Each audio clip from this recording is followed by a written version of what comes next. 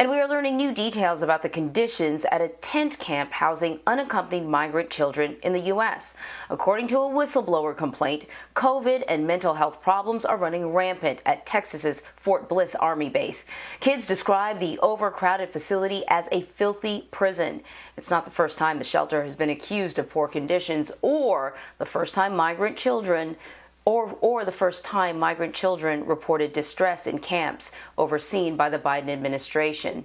So for more on this, we want to bring in CBS News immigration reporter Camilo Montoya-Galvez. Okay, Camilo, you obviously have been reporting on this for a long time, what's going on in some of these facilities. What more can you tell us about the whistleblower complaint and who the whistleblowers are? Yes, good morning, Emery. Two new federal government employees who worked at the Fort Bliss emergency intake site run by the Department of Health and Human Services have come forward to detail concerning conditions at this facility, which houses hundreds of unaccompanied migrant children in U.S. custody. According to these two civil servants who are now represented by lawyers and who have submitted this whistleblower complaint to Congress and to the Biden administration, children housed at this facility did not have adequate access to mental health services. And this was a big issue, as we have discussed previously, Anne-Marie, because many of these children have reported being distressed and distraught because of the prolonged periods of time that they have spent at this military installation, because they were not getting any updates as to their release, because they are supposed to be released to family members here in the U.S., but many of them were spending as many as 60 days at this tent camp in Fort Bliss. We also know that the two whistleblowers have reported filthy conditions at the tent camp. They said that there was an accumulation of waste and dirty laundry at many of these tents. And the whistleblower complaint, Anne-Marie, also corroborates in many ways our previous reporting from last month that revealed that many of the children housed at this emergency intake site were constantly monitored for escape attempts, incidents of self-harm and panic attacks. We know that officials at this tent camp, as we discussed previously, even banned the use of nail clippers, pencils, and regular toothbrushes because they were concerned that children may use these items to hurt themselves.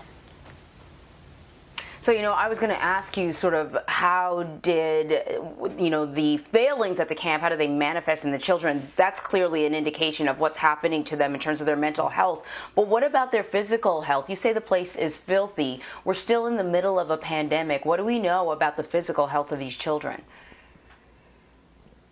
Right, the whistleblower complaints also have detailed, because there have been two whistleblower complaints now, concerns about COVID-19.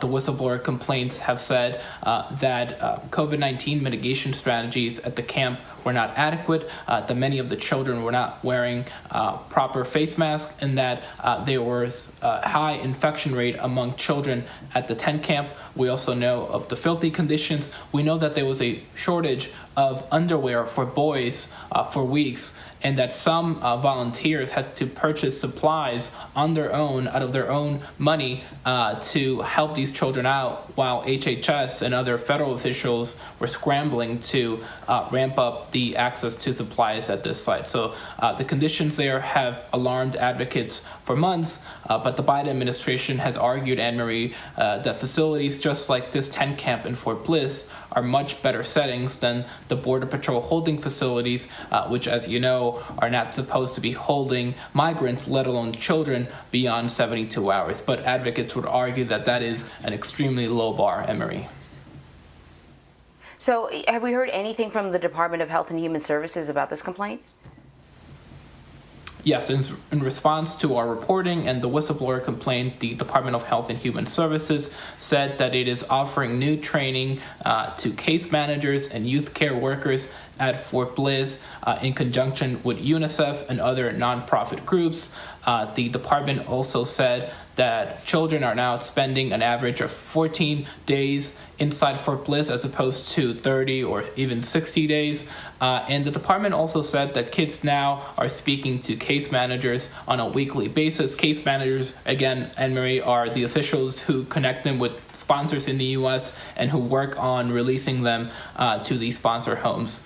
So that, according to HHS, has been an improvement. And they also said that 8,000 children who had been previously held at Fort Bliss have now been released to family members in the U.S. So they are touting some progress, but I will tell you that the number of children housed at Fort Bliss has increased in the past couple of weeks after plummeting to 800. The facility is currently holding nearly 1,700 boys and girls at this moment. Wow, that is a lot. Listen, Camilo, before I let you go, I got to ask you about the DACA program. There's been a back and forth. You know, a federal court ordered the Trump administration to start it back up again, and then another court reversed that and sort of blocked new applications. Where do things stand now? Sure. So up to 300,000 young adults and teenagers who could qualify for DACA on paper are now blocked from accessing the work permits and deportation protections that the program offers. This includes teenagers in high school and recent graduates. I spoke to 2 recent graduates from U.S. high schools in Virginia and Pennsylvania, Anne-Marie, who said that this was devastating for them because they were locked out of DACA during the Trump administration. They became eligible for the program during this Trump administration because they turned 15, but they weren't able to apply because the previous administration closed the program.